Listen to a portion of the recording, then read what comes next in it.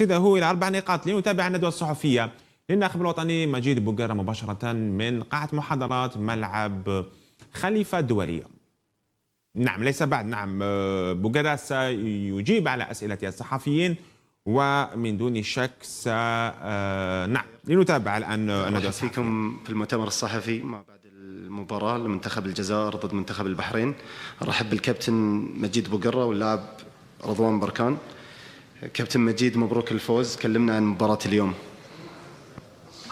بسم الله الرحمن الرحيم. Bien sûr, Ferhanine de cette victoire, c'était très important, surtout moralement, mentalement pour les joueurs, pour donner ce boost, cette confiance pour entrer dans la compétition. C'est ce qui nous manquait après le premier match nul contre le Soudan. Et voilà, c'est que le début, on n'est pas qualifié encore et ça va jouer jusqu'au dernier match. Donc le travail continue en espérant qu'on continue dans cette lancée, Inch'Allah.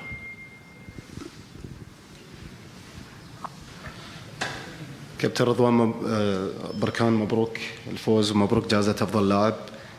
كلمنا عن مباراة اليوم.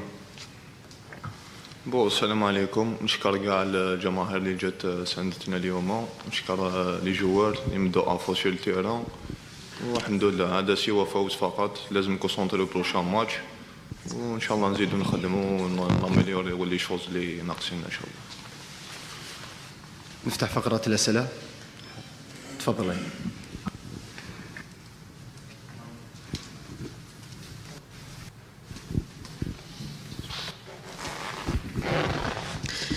Bonjour, Leila Guiré, agence presse arabe à Paris. En fait, l'équipe nationale a commencé le match très bien. En fait, il y avait une résistance par rapport à l'équipe de Bahreïn. On avait peur, nous, en tant qu'Algériens, en fait, quand il y avait le but de nul. Après, on avait une autre équipe. En fait, on dirait qu'ils se sont transformés après ce but en fait d'égalisation. C'était quoi le secret exactement? Très, très bonne question, dans le sens où vous savez, après le premier match nul contre le Soudan, déjà contre le Soudan, l'équipe cherchait à trouver cette confiance, à trouver le match déclic ou le premier but qui te libère. Et c'est sûr que on avait encaissé un premier but qui était hors jeu, je pense, si je ne me trompe pas. Et après, ils sont revenus à l'égalisation. Et c'est le deuxième but vraiment qui a libéré les joueurs. Et voilà, le football, c'est ça. Quand on est dans une grande compétition, il y a le stress qui est là, malgré tout. Et du coup, ils l'ont bien géré. Et je pense que ce deuxième but les a soulagés, leur a donné confiance. Et voilà, dans chaque compétition, il faut un match référence pour booster l'équipe et continuer, et en espérant que ce match-là va être très important pour eux, pour qu'ils prennent en compte qu'ils ont de la qualité. Ils ont de la qualité pour faire de belles choses. Donc voilà, mais on ne s'enflamme pas parce que rien n'est fait encore.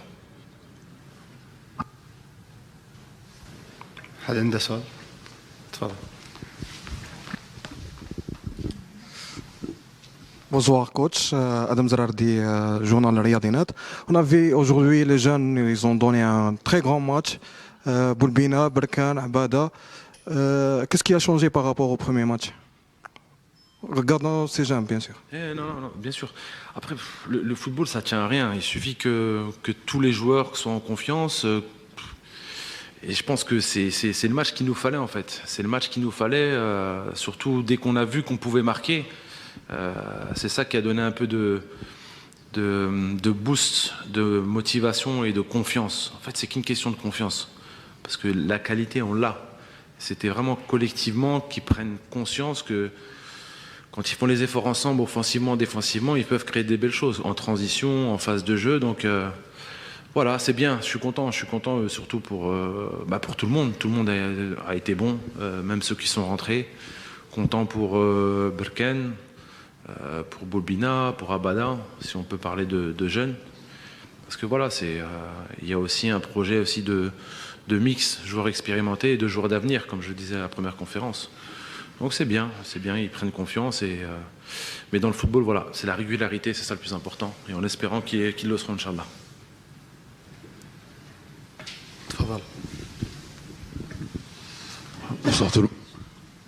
Bonsoir tout le monde, Nazim Bessol, Botola. Majid, Aujourd'hui, il y a la victoire. En plus de la victoire, il y a le score. C'était important de gagner par un score aussi large. Et avec du recul, et après cette victoire, est-ce que le faux départ du premier match ne vous a pas servi ou est-ce que c'est pas un mal pour un bien en gros? Ce qui est sûr, c'est dans la vie en général ou dans le football, on va pas appeler ça un échec parce que ça reste un match nul. Mais c'est comme ça qu'on apprend. C'est comme ça qu'on apprend. Gagner, gagner. Même gagner un match 5-1, c'est bien. Mais ça peut être dangereux, donc faut pas se relâcher, il faut retourner au travail, se mettre la pression, à vouloir encore progresser de ce qui a été pas bien fait, parce qu'on a quand même concédé 2 buts, un hors-jeu et un qui a été admis. Donc voilà, c'est le football, ça tient à rien. Ça tient à rien, donc on continue le travail et le premier match, comme vous le dites, a été très bénéfique, parce que ça a montré et les joueurs ont pris conscience des lacunes, surtout dans la possession. Dans la possession, quand tout le monde fait les efforts, les mouvements au bon moment, on peut créer de belles choses. Mais voilà, comme je le dis, moi je ne m'enflamme pas. On garde les choses positives et le plus dur arrive. Yo. You need to find this one. English. Yes, it's fine. Okay, coach, congrats on your win. My name is Linus from Ghana. Your first game against Sudan, we saw Brahim Yassin on the bench.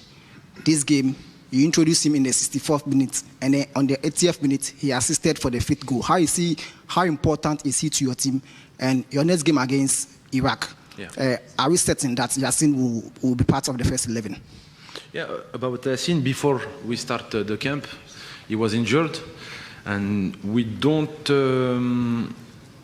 take the decision very fast. We check with the doctor and everything that if everything is possible to Brahimi to come to the second game. So they said yes, and especially this player, is very important as his experience. And you feel when he come inside the pitch, you feel that the team was more confidence. You feel like he take all the pressure in his shoulder. He go to take the ball. He want to play and I think he give an assist to Bulbina, if I'm not wrong. So yeah, he will be available for the next game, inshallah. Yeah. Salam alaikum, Mohamed Yazid Juma, Qanat al-Bilad. Enfin, permettez-moi de m'asseoir de cette manière parce qu'il y a les caméramans derrière. Donc, en fait, j'ai 2 questions pour le joueur et pour le coach. pour le joueur سؤال واضح الاهداف الشخصيه تاعك لانه الان نشوفوا حصص تلفزيونيه في الجزائر يقول البروفيل تاع بركان قليل جدا في الجزائر وفي افريقيا البروفيل تاع رقم 9 تاع بركان قليل بزاف في الجزائر وفي افريقيا اسكو لو جوار بونس فريمون انه ما يتوقفش هنا ويزيد يروح المنتخب الاول سواء في كاس افريقيا ولا حتى في كاس العالم. سؤال ثاني الكوتش on a parlé beaucoup sur Achraf Abada, excellent joueur qui joue justement le même poste les côté la fait intérieur. Quel conseil déjà? C'est quoi le conseil de Majid Bouguerra pour le joueur? Merci. Pour son avenir bien sûr.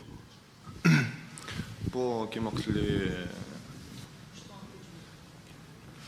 خلاص سي ان ريف بور توت لي جوار باش تلعب في ليكيب ناسيونال ا بون نشكر الكوتش مدلي ثقه بزاف وان شاء الله نزيد نخدم بيان سور هذا لوبجيكتيف تاعي الاول ما كانش جوار ما يحبش يلعب في ليكيب ناسيونال ا وان شاء الله نزيد نخدم و دو بيت هادو ولا نومط ماتش هادو نشوفهم شغل كوتي بوزيتيف ما نجمش ياثروا عليا زعما خلاص راني وصلت ولا كش حاجه ان شاء الله كيما قلت لي نزيد نخدم ان شاء الله نوصل لي زوبجيكتيف تاعي ان شاء الله.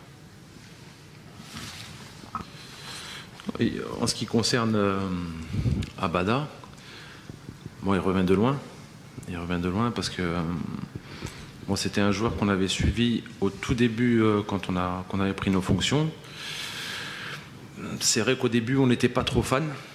On n'était pas trop fan par rapport à ses prestations, mais on a décelé chez lui des qualités en dehors de l'état du match, sur un tartan, etc., etc. On a vu qu'il avait de la vitesse, qu'il savait jouer au ballon, qu'il était rapide surtout. Maintenant, c'est très dur de trouver des défenseurs centraux rapides. Et voilà, on l'a intégré dans le groupe. Il n'a pas fait beaucoup de matchs. On y allait petit à petit avec lui. Donc il y avait lui et Rezala qui commençaient à être vraiment la paire, on va dire, d'avenir. Après, ça me concerne moi par rapport à ce que je voyais. Et voilà. Et puis c'est quelqu'un qui travaille très sérieux, très calme, très bien éduqué et qui a envie de réussir mais dans le silence. Donc ça c'est une qualité. Et voilà. Et même pour Berkane. Berkane c'est quelqu'un sur qui je crois en lui. En très peu de matchs, il est sorti comme ça de la JSK. On a vu quelqu'un qui avait beaucoup de qualité. Et pour moi, il peut faire encore meilleur. Donc c'est une question de confiance. Donc ce match-là va être très important pour lui. Et voilà, donc on essaye d'apporter notre expérience. Et surtout les joueurs expérimentés qui sont là, autour de lui, comme Islam, Brahimi, etc. pour Boulbina. Donc on est là. Ils sont là pour justement essayer de leur donner des conseils pour gagner du temps, surtout. Donc voilà, tout simplement. Son avenir. En toute franchise, il faut qu'il parte.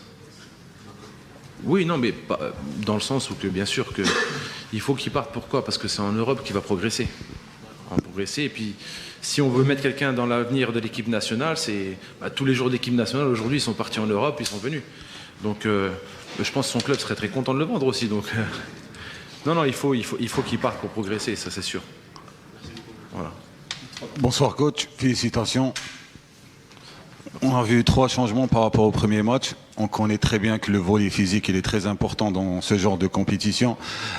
Est-ce qu'on pourrait savoir l'état de santé de certains joueurs? Par exemple, un joueur comme Khasef, est-ce qu'il n'a pas joué parce qu'il avait une petite blessure? Merci. Ouais, c'est vrai que l'aspect physique, là, à partir du 3e match, il va être très, très, très décisif, très important. Il y aura une gestion à faire. C'est ce qu'on a essayé de faire un peu aujourd'hui. Mais donc là, on récupère Merizeg le 8 au matin. Donc ça, c'est une bonne chose aussi, parce que le milieu de terrain, c'est des joueurs qui courent beaucoup, qui se dépensent énormément. Et donc la rotation est importante. Donc il va nous faire du bien. Et j'ai oublié. Khasef, pardon. Ouais, Khasef, juste le matin du match, il a ressenti une douleur, en espérant que... J'espère que ce soit pas grave. Inch'Allah que c'est pas grave, mais très content de Baouch. Baouch aussi qui revient de loin.